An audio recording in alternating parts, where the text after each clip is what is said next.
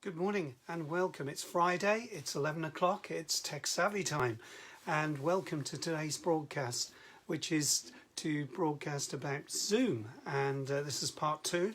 Last week we were on a Zoom call and I looked at some of the features that are there. And today we're going to look at how we can use Zoom to great effect. I'm going to bring Neville into this meeting as well. If we can add him to our camera link. He's one of my volunteers, along with several others who work for AbilityNet.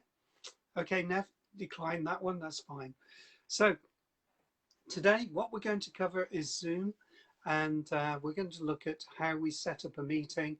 And thanks, Nev, I'm not sharing that widely. We're going to look at how a meeting can be accessed and how we can actually use download Zoom onto a PC and be able to connect with the meeting, and just some of the settings that allow you to do some interesting things. So without further ado, I'm going to change my camera around, and we're going to go into my screen here, zoom in a bit.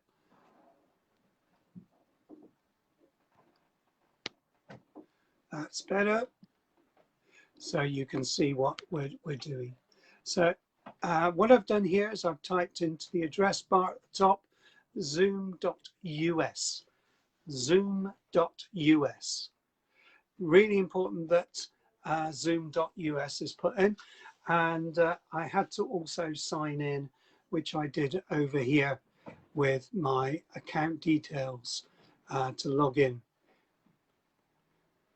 And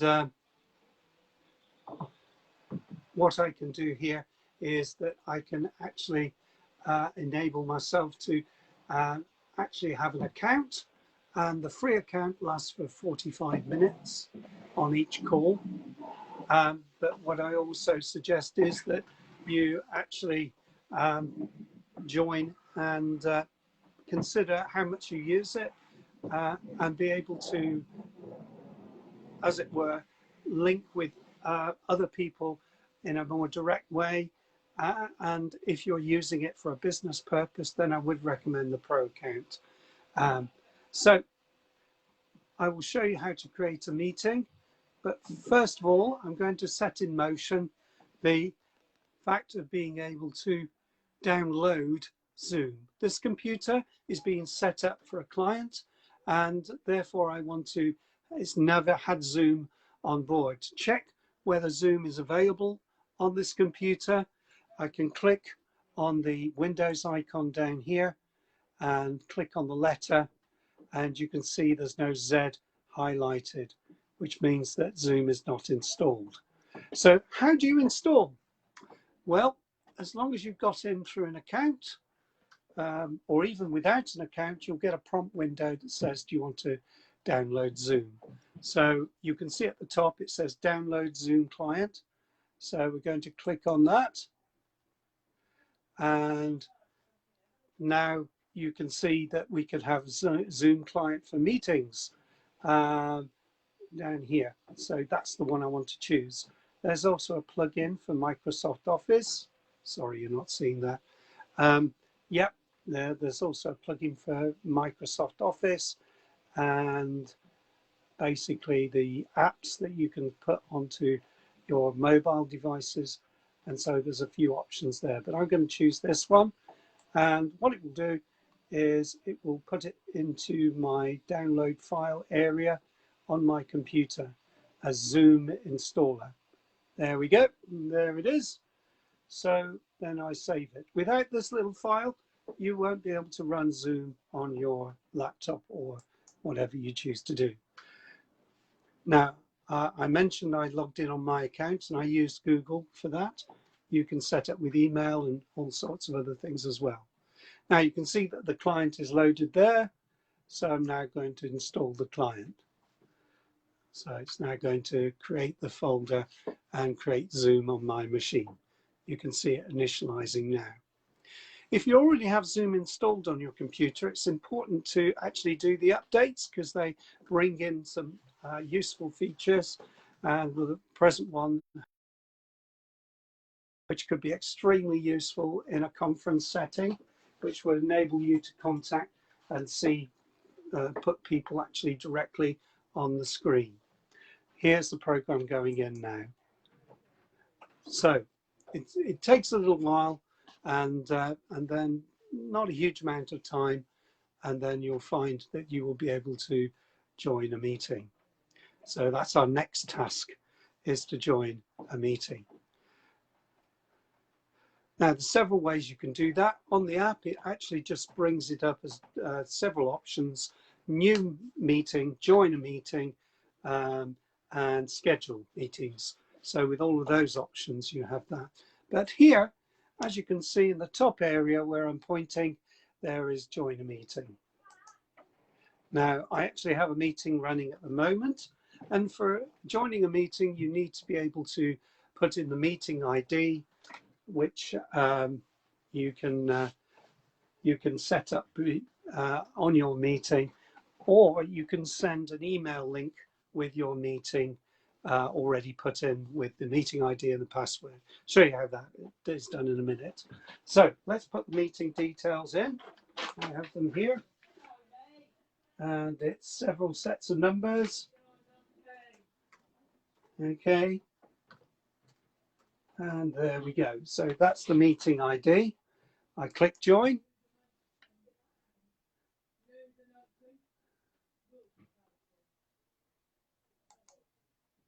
And hopefully we'll join. Okay.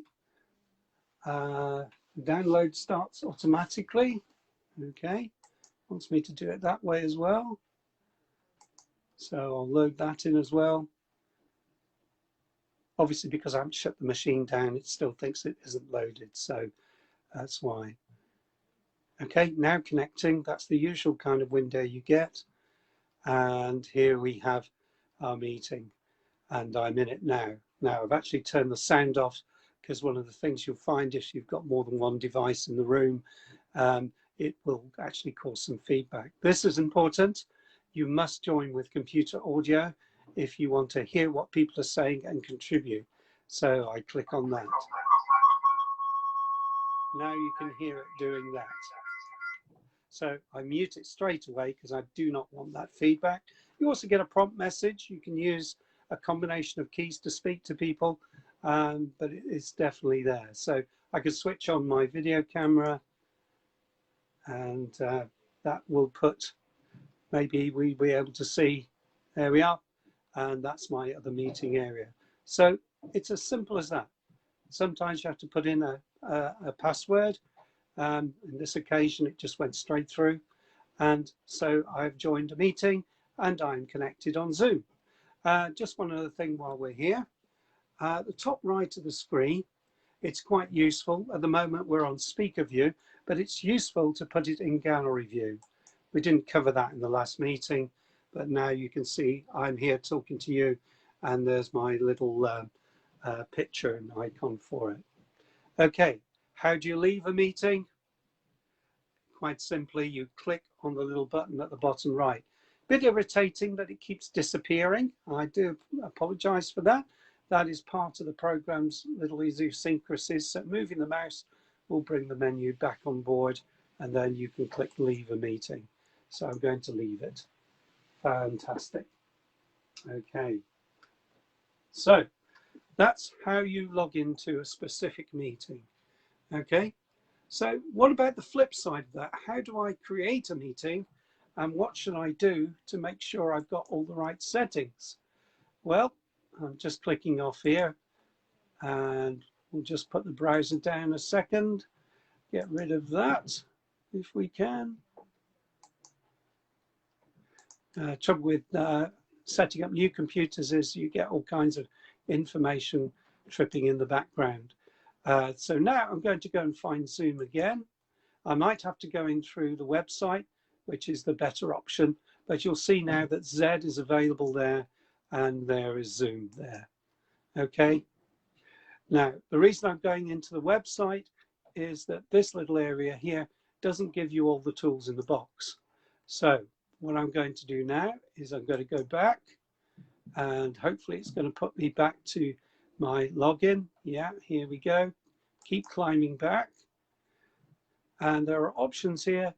Schedule a meeting. And with that, I click on schedule a meeting, and we should get a different set of windows appearing. Let's hope so.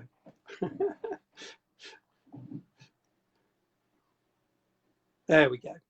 So at the moment, it's not showing some of the meetings I've got here.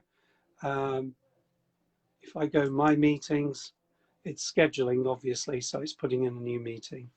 But what I want to do is just show you, these are all my meetings here with all the connections, and I can set up recurring meetings week by week. Very useful for that.